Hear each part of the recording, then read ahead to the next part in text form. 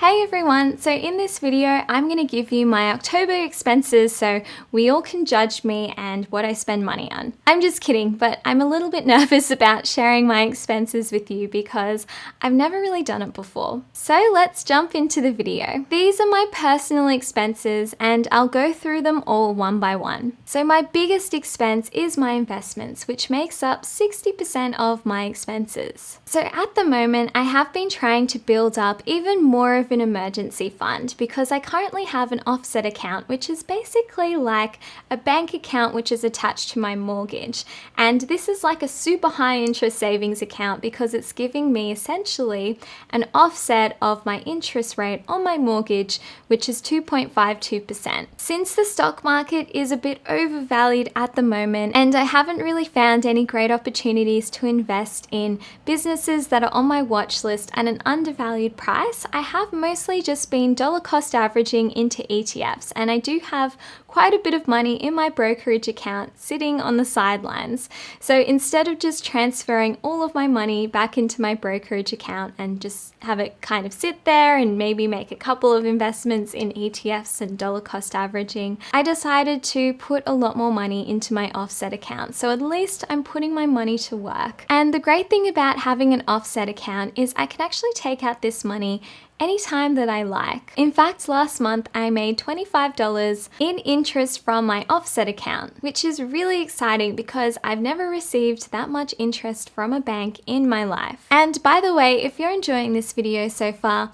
make sure you give this video a like and subscribe to my channel if you'd like to see more videos about investing and personal finance. So my next biggest expense is groceries. As you guys probably know, I do like to save money by cooking my meals at home and buying groceries. And I also do make my coffee at home. And maybe we can put this video up here of the TikTok that I made about how I love making coffee at home and how it saves me money. It's a little bit embarrassing, but I think it's worth it, especially when you do have a good coffee machine. You can really start to make your money back with that purchase. So whenever I am buying groceries, I do try and find the cheapest price per unit for most things, except for some things which I'm happy to pay a bit of extra money for example, pasta, ravioli, and dumplings. Hello, this is Queenie of the future. And I just wanted to come here and say thank you so much for saving and investing and making your coffee at home and making all of your meals at home. Because you did this, I'm now able to fully retire and I spend most of my days just lying on the beach and also helping out disadvantaged children for my own charity. That's always been my dream. I can't believe that you're here. So tell me more. What is the world like? Has climate change caught up with us? What's happening? Oh, good question. But I actually have to go now. Bye. So my next biggest expense is my mortgage at 11%. And honestly, I'm pretty happy with how low my mortgage is because it is quite manageable for me. I didn't buy a crazy expensive home that I really can't afford, and I feel very grateful for that because it allows me to save and invest more. So my next biggest expense is eating out, where I spend 7% of my monthly income. And honestly, I ate out quite a lot more this month. I actually ate out 15 times last month. But when I actually worked out the numbers, I ate out 15 times, but each time I went out, it only costed me about $23 each time. So even though I was eating out quite a lot last month, at least it was quite low whenever I did eat out. And the reason why it was quite low is because whenever I do eat out at restaurants, I do try and go to cheaper and more affordable places. Because then I can really enjoy myself even more and potentially even go out to restaurants even more. I think that it is important to enjoy the money that you have as well and not just try and save every single penny for the future. Because seeing your friends and seeing your family and going out to restaurants and eating out, if those things make you happy, then I think it's important to spend money on those things because we only live once, right? But I guess it is a bit of a balance. You do want to make sure that you are enjoying life, but you also want to make sure that you are saving and investing for your future. And that's why I do like to go to cheaper restaurants and suggest cheaper alternatives when I am going out with my friends. There's this Japanese restaurant restaurant which I go to all the time, and it is incredible.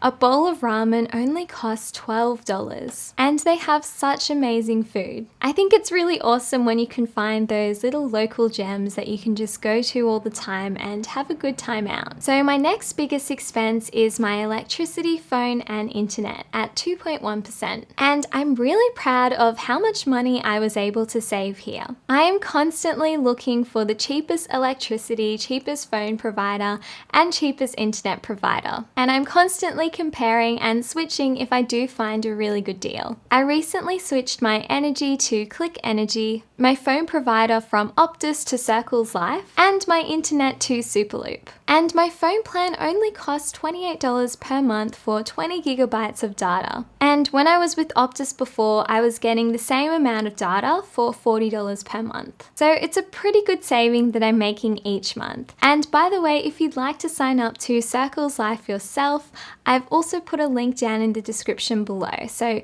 you can get $10 off your phone plan for a whole year. And full disclosure, I will also get a bill credit as well. And I've also put a link down in the description below to Superloop, which is my internet provider. So my next biggest expense is a charity donation at 2%. One of my friends put on a high tea for breast cancer last month, and I'm honestly so happy that she did. And I would really like to incorporate charity donations into part of my monthly budget because I think it is important to give back. I'm not quite sure which charities in particular I'd like to donate to on a regular basis, but I would love to know what your thoughts are and which charities you personally like down in the comments below. For example, in November, I did donate to a horses charity which takes care of retired race horses. And I honestly feel so much better now that I am making more regular donations to charities. Plus, all of these donations are also tax deductible as well, which is a bonus. So I encourage you to make some sort of charitable donations if you can manage it as part of your budget. So my next biggest expense is my health insurance at 1.6%. I didn't know this for quite a long time, but if you earn above $90,000 per year, you actually pay an extra Medicare levy surcharge,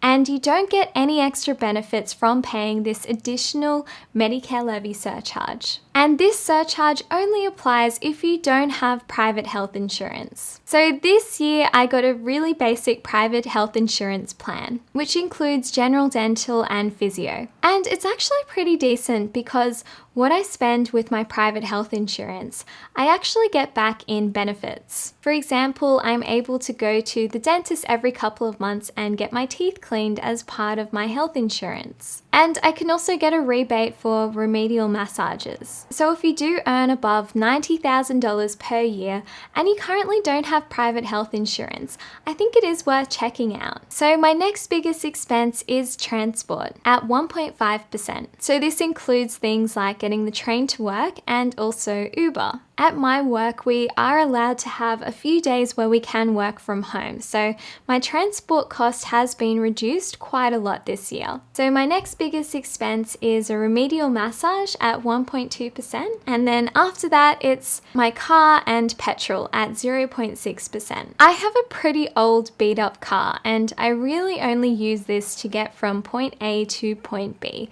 So I'm really happy with how low this expense is. And finally, my last expense is subscriptions at 0.3%. And the subscriptions that I have are Spotify and Audible. I do try and cancel any subscription services that I'm no longer using. For example, I did cancel Netflix because I wasn't really using it anymore since I did get a free trial of Amazon Prime. So those are all of my expenses for the month of October, and I would love to know what you guys think of them down in the comments. Thank you so much for watching this video. I hope you found it useful. If you did like this video, make sure you give this video a like and subscribe to this channel for more videos about investing and personal finance. And I've also put a link down in the description below to my completely free Discord, where you can chat to other people who are on a journey to reach financial independence.